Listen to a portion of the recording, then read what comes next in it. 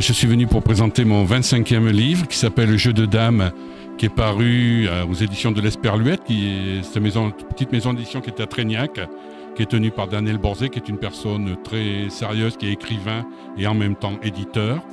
Voilà, donc on a fait ce polar Jeu de dames, donc qui est paru début 2003 et que je viens présenter donc au public à la Foire du Livre de Brive. Et c'est un bouquin qui, en vérité, c'est un polar sans être vraiment un polar. C'est-à-dire, il n'y a pas 35 crimes, il n'y a pas du sang toutes les pages. Il y a, pour tout dire, il y a 2 décès à la fin du livre.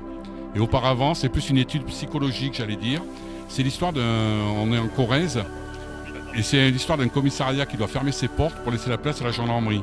Il y a eu une restructuration il y a quelques années. On enlevait des gendarmeries, on mettait des policiers, on enlevait des policiers pour mettre des gendarmes.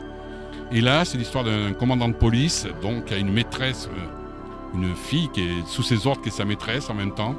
Et elles sont 2 ou 3 femmes à vouloir toutes partir travailler à Tulle.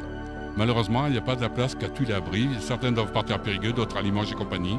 Et c'est une histoire, d'où le titre Jeu de dames. C'est plus, je dirais, une étude psychologique, voilà.